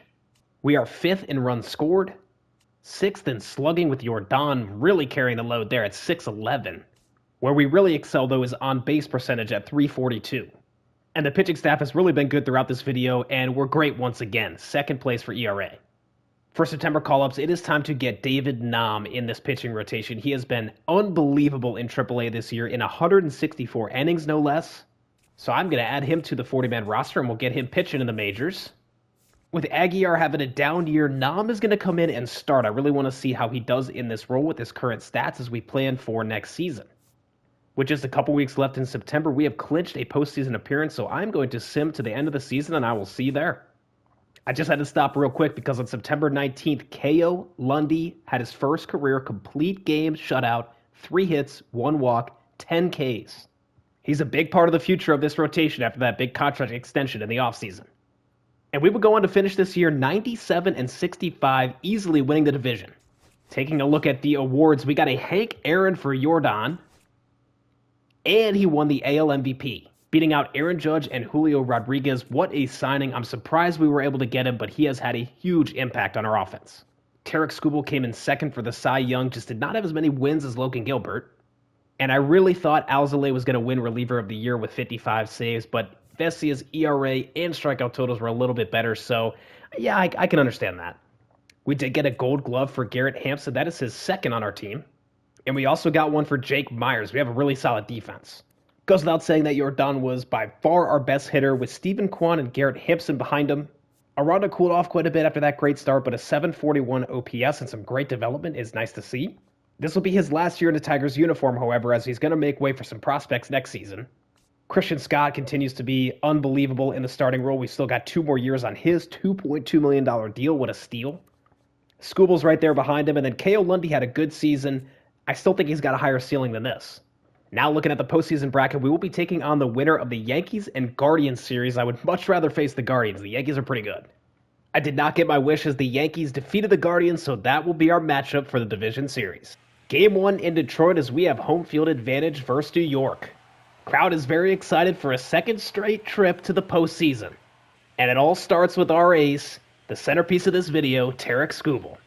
And he's facing a pretty star-studded lineup of some familiar Yankees and also some other guys they've signed like Geraldo Perdomo, as well as Francisco Lindor finishing his career on the other side of New York. This is the matchup of the game here. Skubal versus Judge. Skubal's got him down 1-2. Here's the pitch. That's strike 3, and it's a clean first. The Yankees do have the Cy Young Award winner Logan Gilbert on their team, but he is by far their best pitcher. His starts will definitely be the most challenging for us to win. Let's see how we stack up. Arise draws a leadoff walk.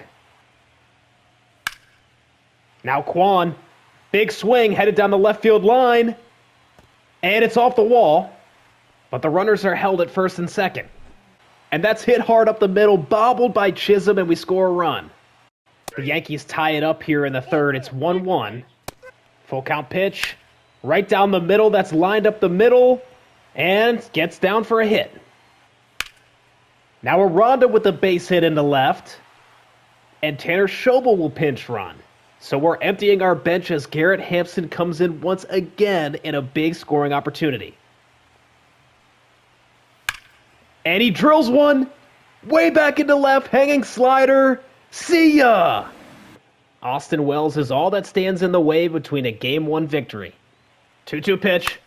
Popped up to left. Cross makes the grab, and we win Game 1. Cale Lundy would lead us to victory in Game 2.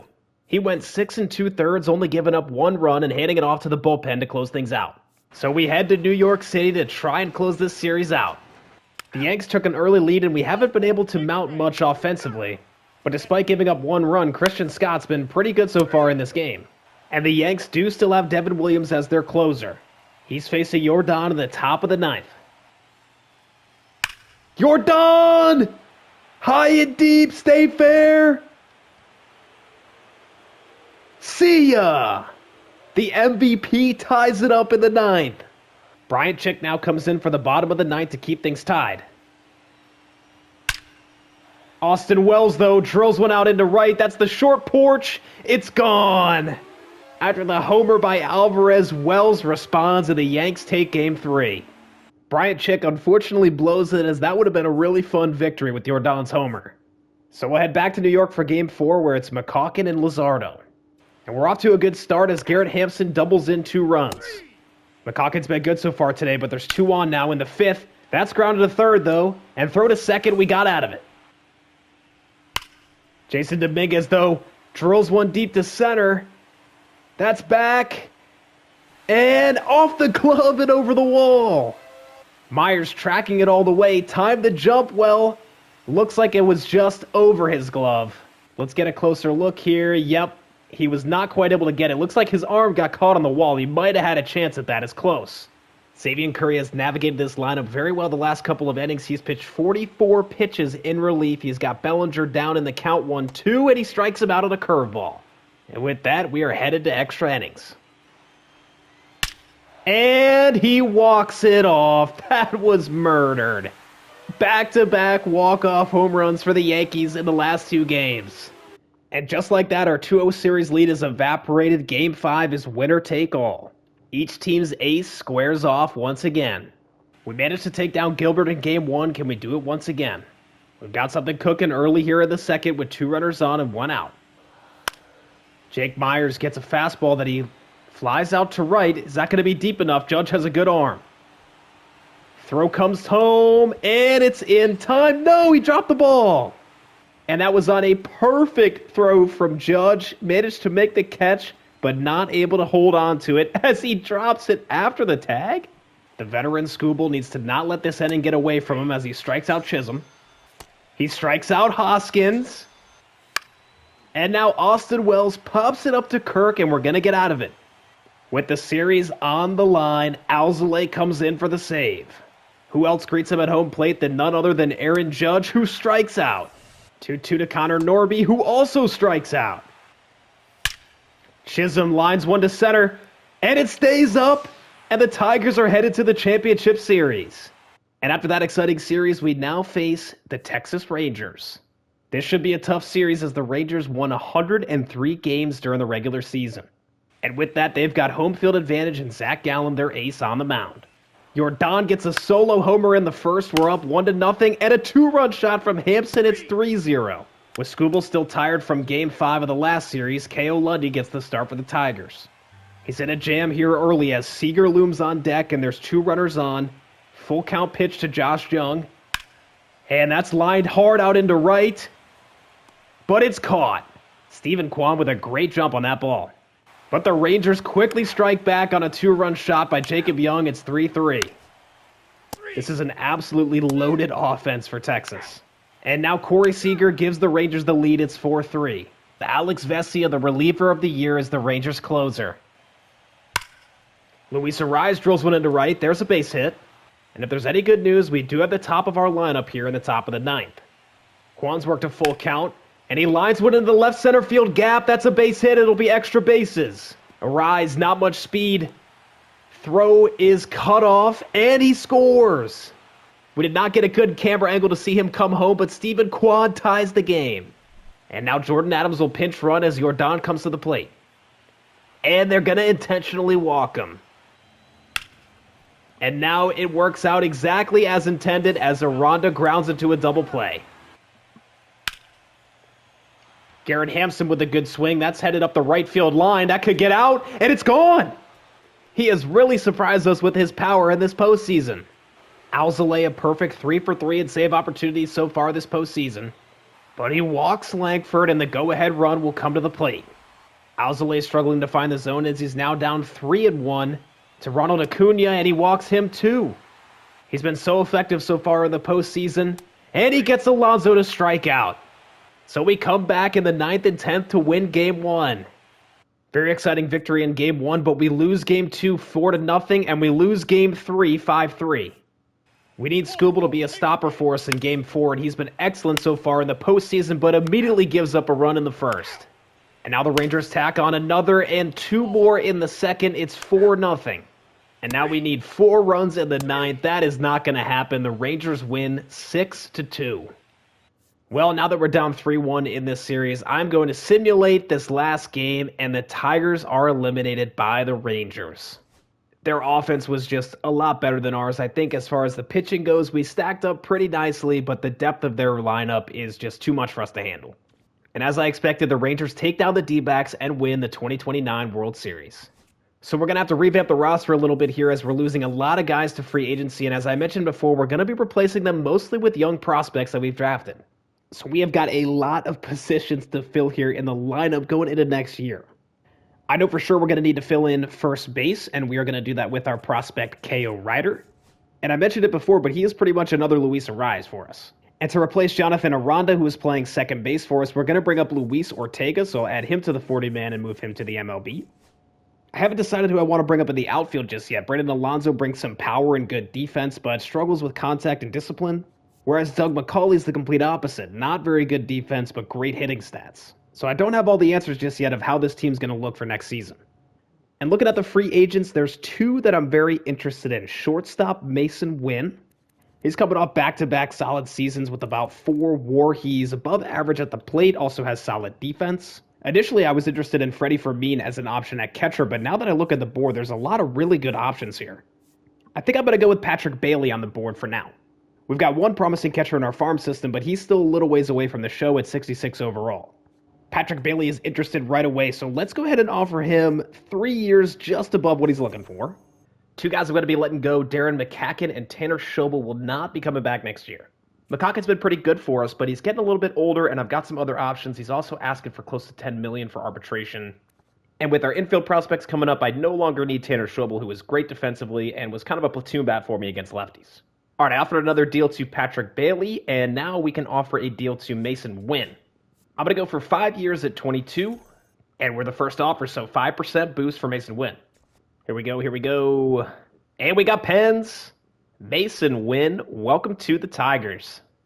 Now for Patrick Bailey, 74% motivation, still not in. Looks like nobody else is interested in Patrick Bailey, which surprises me, so I'm going to go ahead and lowball him at 3 years, $10 million. Patrick Bailey, welcome to the team. At this point, the lineup is pretty much set for next season. So I have landed on Doug McCauley as our last outfielder on the team. I almost forgot we're going to need another bullpen arm, and I just don't think I can bring Marcelo up quite yet. I want to give him one more year, and I do see Brian Hoeing is here available in free agency, and I like his stats. Let's just sign him for one more year. He's coming off of back-to-back great seasons with a heavy workload. I'm not sure if anybody else feels this way, but I always like investing in a really good bullpen. It can get a little bit pricey to sign guys like Jojo Romero and Michael Kopech, Nate Pearson, but knowing that I can rely on these guys towards the end of a game makes me feel a lot better about the team. Man, I wish the Rule 5 draft looked like this after our first season. Look at all these high-potential players available. I'm tempted to take Henriquez, but looking at the seasons where he did play and had a lot of innings, he really did not pitch that well. All right, and with Hoeing joining the team, I think all the offseason moves are complete. Here's a look at our rotation and bullpen. The rotation, of course, headlined by Tarik Skubal and Christian Scott, who's been unbelievable.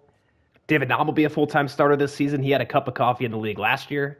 And Lorenzo Juarez, the walks per nine guy himself, is going to move over to the rotation, and I'm going to put Julian Aguiar in long relief. Almost forgot I made one more call-up, and Eduardo Pedroza is coming back to the bigs. And you can see a common theme with all of these guys. They have very high contact, and their defense is not the best. Especially Doug McCauley out in left field. I'm a little worried about it, but I think his bat is going to be so good that it's not going to matter. Of course, we've got Steven Kwan or Don Alvarez back, and then we've got Mason Wynn and Patrick Bailey from free agency. I think these guys are going to have a pretty big impact. Our budget is also fairly modest at $237 million. I could have spent another $72 million if I wanted. But we've already got quite a few long-term and expensive deals on the books, and the Tigers aren't known as the biggest spenders in the world. But we are heading into 2030, so by then I would imagine that a $200 million or so payroll is pretty fair for Detroit. Not to mention we are very much in win-now mode. The youth movement is officially here as 4 of our opening day starters are rookies. And we're going to be tested right out of the gate on opening day, facing the Dodgers in LA. Yoshinobu Yamamoto is starting, and as I'm recording this in real life, Yamamoto starts tonight in Game 6 of the World Series. And it's a big day for debuts, as here is the first at-bat for Doug McCauley. One area of concern for me this year is going to be our defense, and McCauley, first at-bat, first MLB hit. Doug is not intimidated by the moment here at all. Have not talked much about Gavin Cross on our team, who has been here since the first Rule 5 draft. He was quietly a big part of our team last year, putting up 3 WAR, so I brought him back for $6.4 million to play center field. The big flashy free agents and prospects are always fun, but it's oftentimes guys like this that end up having a big impact on your team. Another guy making his debut, Luis Ortega, second baseman at the plate. And first at bat, first homer. Oh, man, what a start to the career. And he's getting the silent treatment in the dugout. I didn't even know this animation was in the game. Doug McCauley adds on with a 2-run shot in the third, and we are up 4-0. Meanwhile, Skubal is perfect through 3 innings. I jinxed him as he gives up 2 runs to make that 3 runs on 4 straight hits. But we've already gotten Yoshinobu Yamamoto out of the game. The rookie KO Rider gives us the lead in the 9th. The Tigers defeat the Dodgers on opening day. This is a potential World Series matchup at the end of this season. Despite a blowout in Game 2, we would win that series versus the Dodgers, who are favored to win the NL. I don't plan to show as much scouting and drafting or regular season games this season, as we know we're playoff bound. Off to a great start this year, 14-7 and leading the division. And the rookies have really been carrying us offensively, with Pedroza, McCauley, and Ortega all some of our best hitters. Patrick Bailey's also been good so far, but unfortunately Mason Wynn's struggling, and he's on the short-term IL.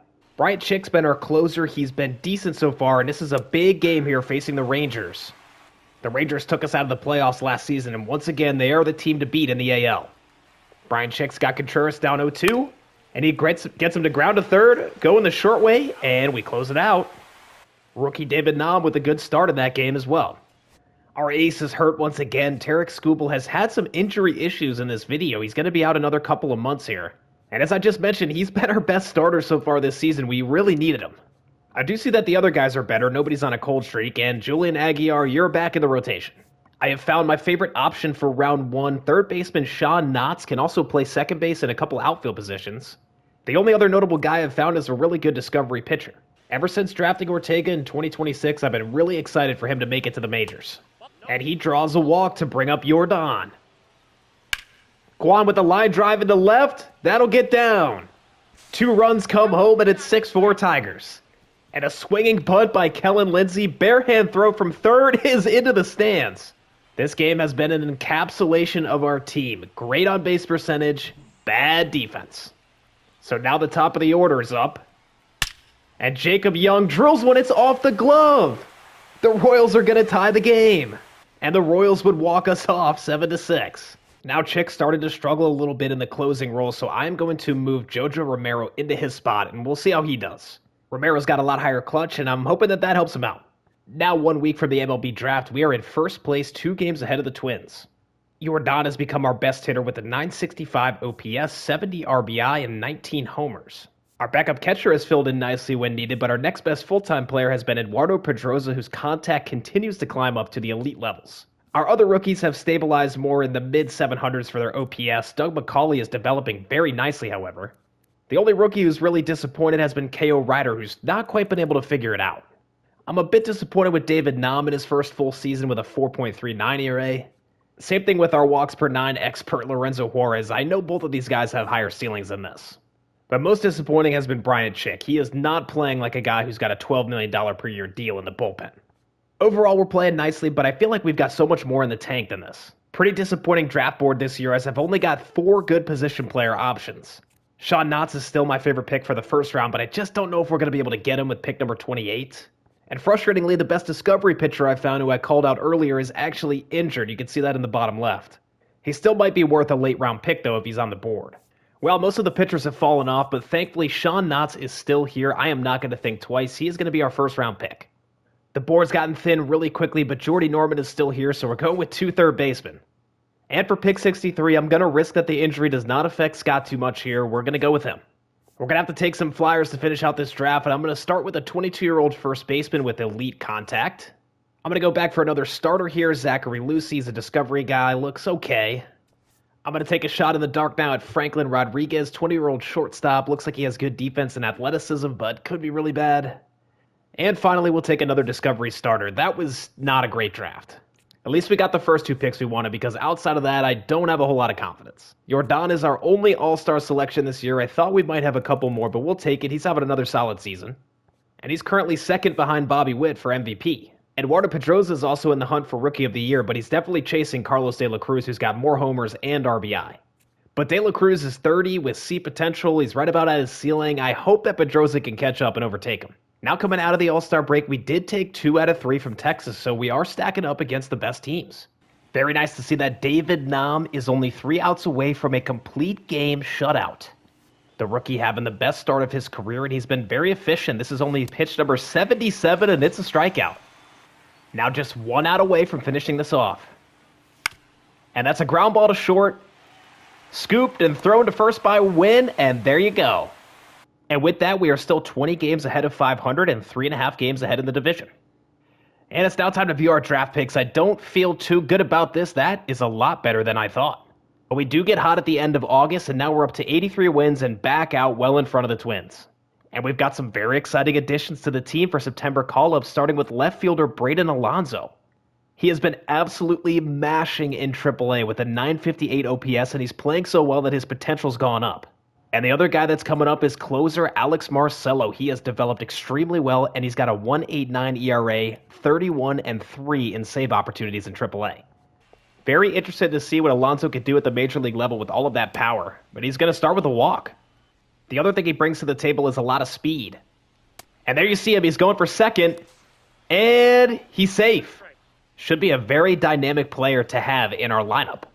After being Rookie of the Month in August, Pedroza has moved into the first place spot for Rookie of the Year. Look at the development this season, adding 14 contact versus lefties. Doug McCauley's also playing very well in third place, and he is developing similarly, adding more power too. And as a team, we're second for batting average behind the Rangers, of course. But as I expected going into the season, we are the best team at getting on base. The Rangers pitching staff, though, is by far the best in the league, first in ERA. And we're ranked 5th, so not too far behind them. I expect we're going to run into them in the postseason once again. What a fantastic season as we finish at 98-64, winning the division. We ended up being 7 games ahead of the Twins when it was all said and done.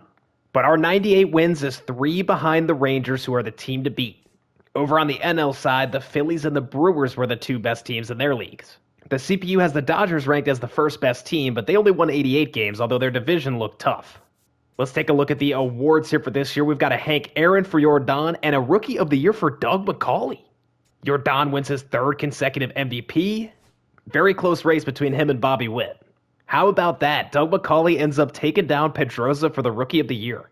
Incredible development from both of these guys, but look at Pedroza's contact. 99 now versus left, maxed out.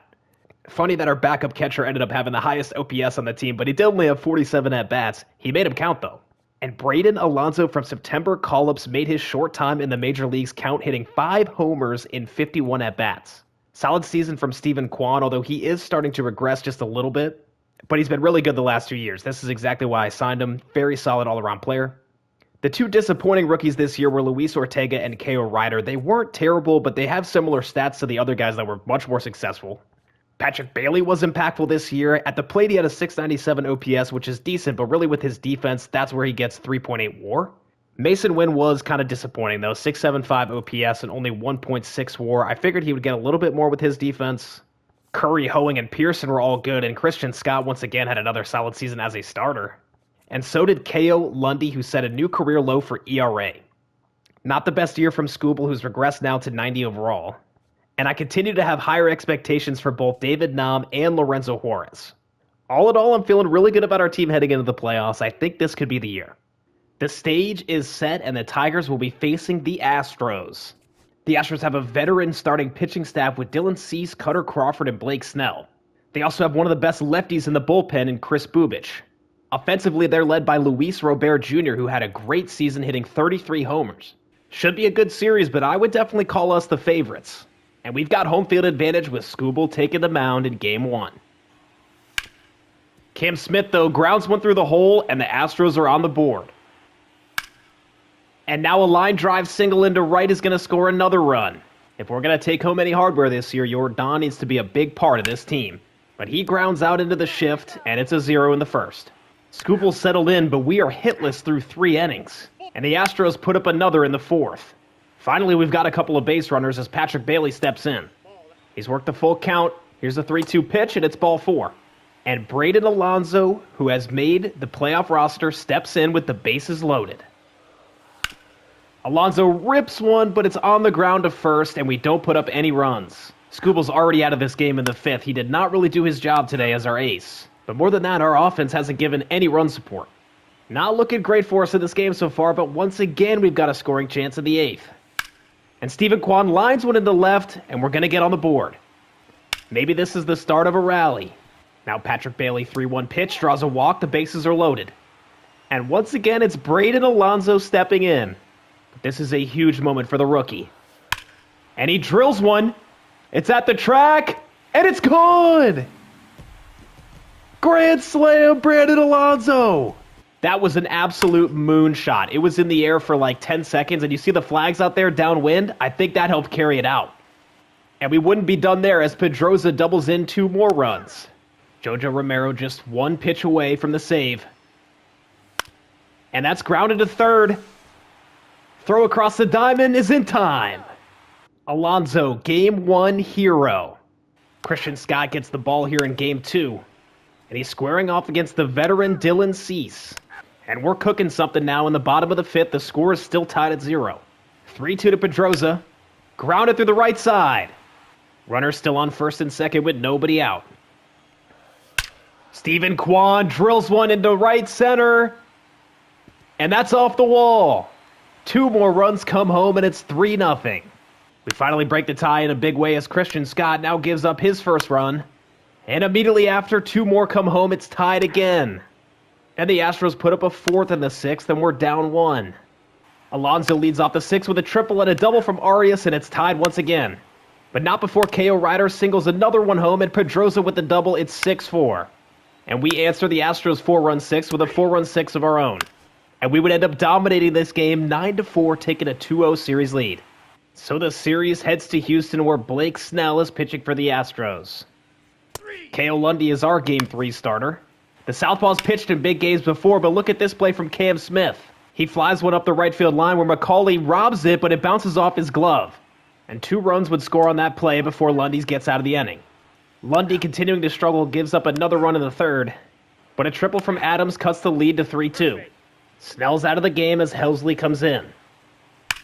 Doug McCauley! That's back to left. A no-doubter tie ball game.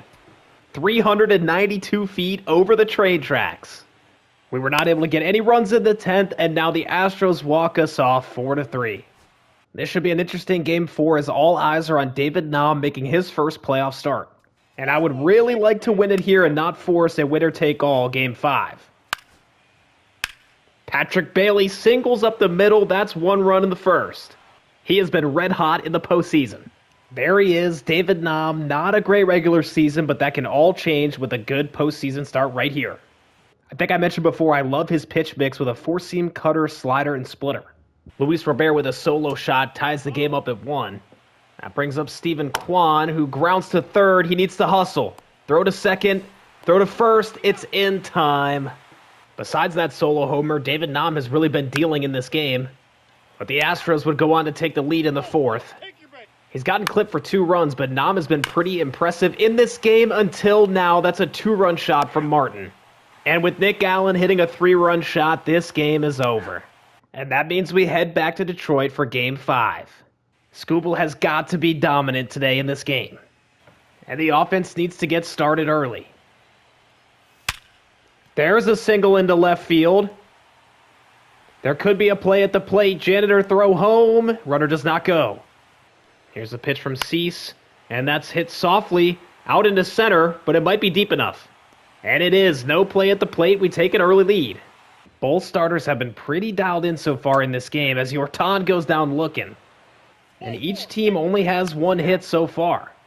92nd pitch from Skubal, who's really navigated this lineup nicely today.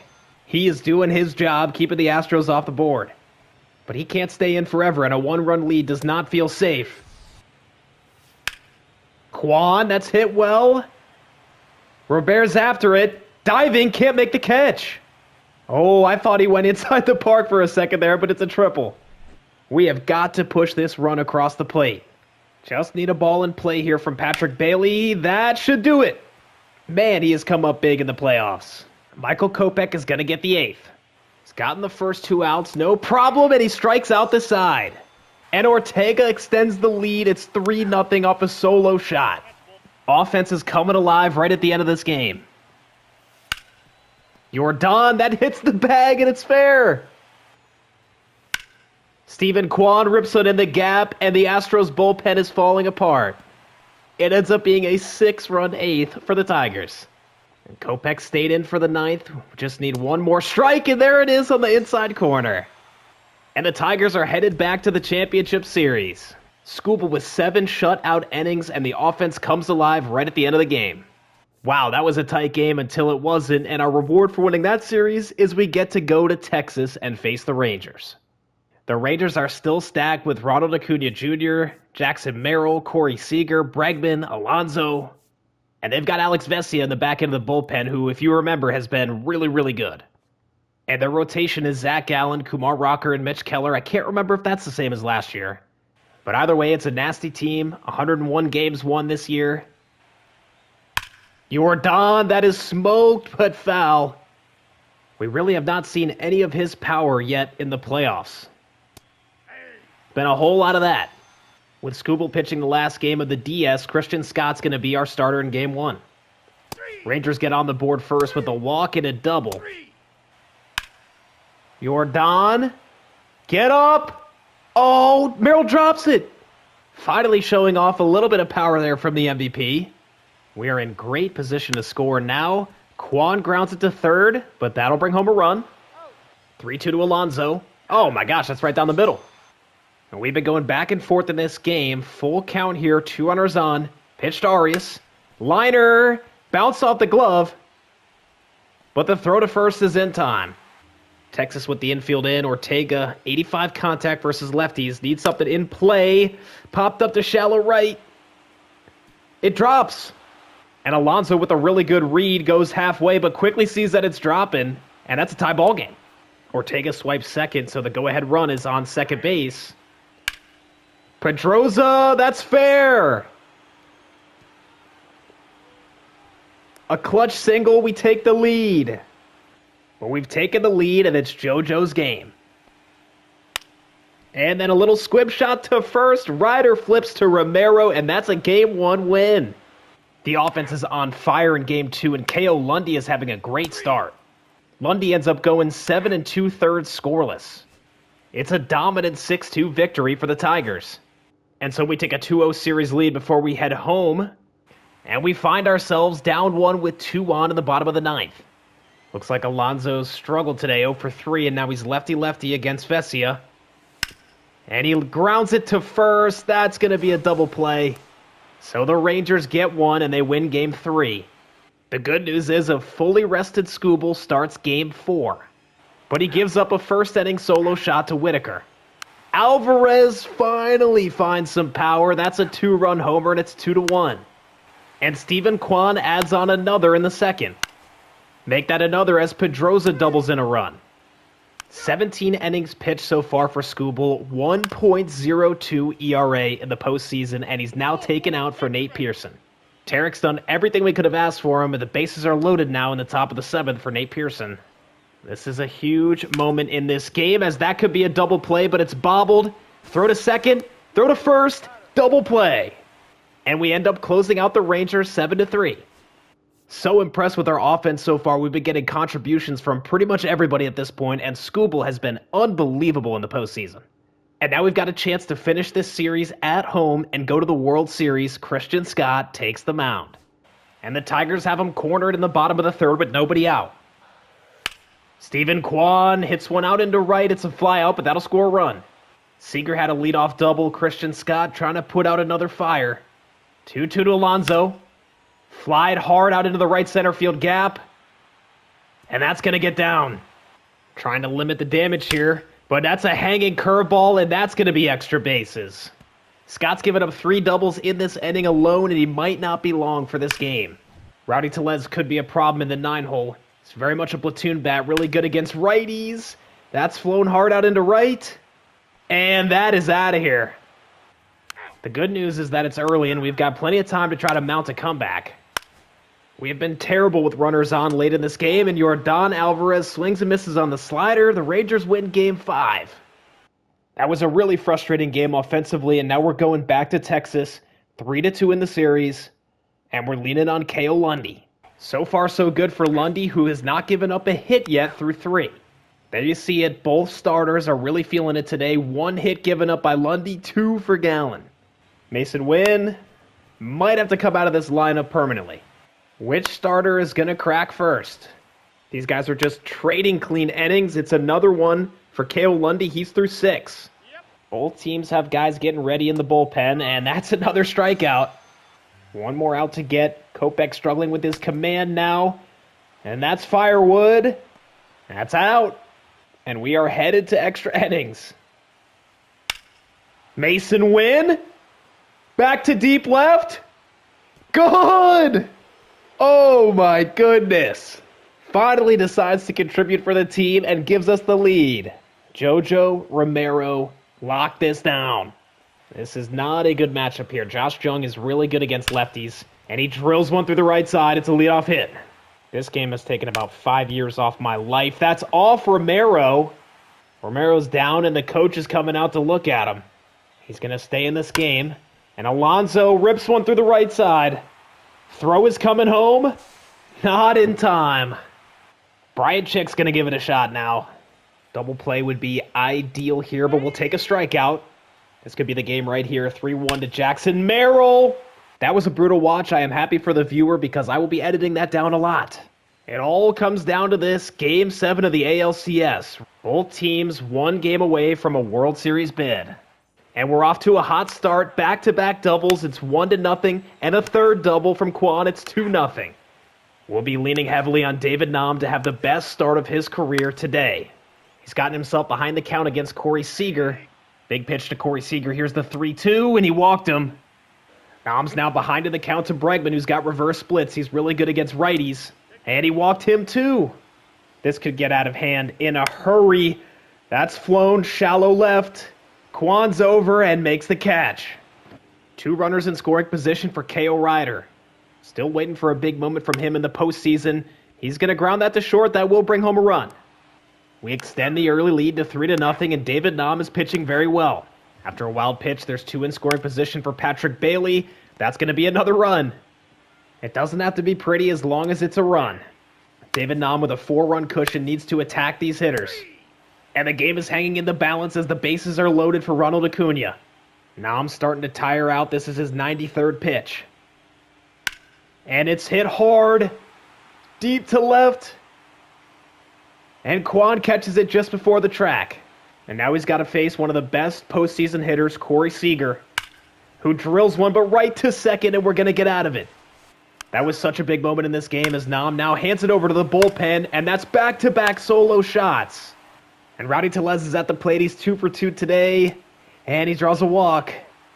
Bryant Chick needs to save this game from the pen. That's a ground ball to second. It could be 2. Flip to second. Throw to first. Not in time. Still in the thick of it, Acuna on deck. Here's the full count pitch. And he walked him. Acuna at the plate. Lazy fly ball to center. And it's caught. And I accidentally just simmed through the end of the game, and we win 4-3. I cannot believe I just did that, but thank God we just won. And the Tigers are headed to the World Series. And of course, I record this entire game and miss the most pivotal moment in the 9th. And looking at the game log, the Rangers actually threatened there. Merrill had a leadoff single. Seager actually had a single as well. There was 2 runners on before Bregman popped out to Bailey, the catcher. The most important thing is that we won that game, winning the series in 7, and now we face the Dodgers. It all comes down to this. Tarik Skubal and Roki Sasaki face off in Game 1. The stage is set. Dodgers, Tigers in the World Series. Skubal has been so good in the postseason. Can he keep it going tonight? A 35-year-old Shohei Ohtani is still on the Dodgers. He still has very good stats against righties. Will Smith is also on this team, and he is still 92 overall. And so is Mookie Betts, who's at 87. LA has signed Vinny Pasquantino, Nico Horner, Luis Angel Acuna, as well as Dalton Varsho and Joseph Ortiz, 2 very good defensive players. Skubal starts the game off with a strikeout of Horner. And there's another strikeout, back-to-back. Mookie Betts smokes one into left, and that is out of here. It's a first-inning solo shot. Just right in the wheelhouse there, down middle, yeah. And just like that, the World Series is underway, and we are trailing through 1. The Pasquatch with a solo shot extends the Dodgers' lead. And now Will Smith with a 2-run homer. It's 4-0. Offensively, we have not been able to get anything going against Sasaki. Finally, we're able to push 1 across, but it's 5-1. And I am quickly simming through this game as the Dodgers are putting up a crooked number on us. Down to our final strike. Jordan is going to ground that to short. Mookie across the diamond, and the Dodgers take Game 1 easily. Thankfully, it looks like we found our offense in Game 2 as we put up a crooked number in the second inning. And so far, Christian Scott's looked really good on the mound. The pitching staff has been phenomenal today, holding the Dodgers to a 0. And Curry strikes out Varsho to finish the game. So we strike back to even the series before heading to LA. K.O. Lundy, who's been on a heater, faces Yoshinobu Yamamoto. 45,000 fans all rooting for this guy right here. Yoshi's looked really good out of the gate, hitting all of his spots, and he strikes out McCauley on a nasty splitter. Meanwhile, what does KO have in store for us today? 17 innings, 1.02 ERA to this point. Also helps that he's a lefty, as the Dodgers lineup is not as good against lefties. But right away, Ortiz with a solo homer, and it is 1-0. Meanwhile, Yamamoto's got a no-hitter going through 3. Lundy stares down Ohtani as there's 2 runners in scoring position. Count even at 2-2, and he strikes him out on a changeup. Now a 2-strike pitch to Will Smith, who also strikes out. Huge cojones to get out of that inning, and now we just got to get the offense going. And there we go. Braden Alonso with a solo shot ties it up. He's been cold lately. That is great to see. That homer may have sparked something. We've got 2 runners on for McCauley. He grounds that up the middle. Mookie flips to second, and they're out of it. So it's back to Lundy, who K's Horner to start the 5th. That was his 8th strikeout of the day. Make that 9 as he K's Mookie. But as he gets tired, he gives up some hits, and it's now 3-1 Dodgers. Yamamoto is still in, but he is also starting to tire out. And just like that, he is out of this game. Pedroza 2 out, 2 on, top 7. Getting our first look at Michael Grove in this series, and that's grounded to first. Josh Hader takes the ball in the 9th to try to close it out. Hader cutting through our lineup like a hot knife through butter, and that's a grounder to short. Mookie gonna have to make a tough play, and of course he does. Our offense playing hot and cold as this series goes back and forth. And in Game 5, it's Shohei on the mound for the Dodgers. I somewhat like our chances here because he has a low walks per 9 and did not have a great season. But this is Shohei Ohtani we're talking about, and I would never put anything past him. Mookie, who's been excellent on defense so far, makes a great diving play, but then yucks it into the stands. So Yordan's got a runner in scoring position. 2 heavyweights facing off. And Yordan hits it hard, but that's going to stay in the yard. So far, so good from Nam in the biggest start of his career, 2 innings scoreless. The offense has just not been able to do anything so far against Shohei as he gets Yordan again. That was a beautiful pitch. Nam has really stepped up in a big way, going toe-to-toe with Shohei. This feels like an absolute must-win to not go down 3-1, as that's a rip into the gap from K.O. Ryder. I cannot remember the last extra base hit in this game. Absolute must to push this run across the plate. Here comes Yordan. Lefty-lefty, 3-2 pitch, strike 3. This has been one of the more grueling postseason runs that I have had in any of my rebuilds. Every game has felt really close as every team has so many good pitchers. Brandon Alonso smokes it, but right into the shift. But Kyle Manzardo is also really good against righties. He's going to ground it to first. What a play. Ryder with the backhand scoop sends us to extra innings.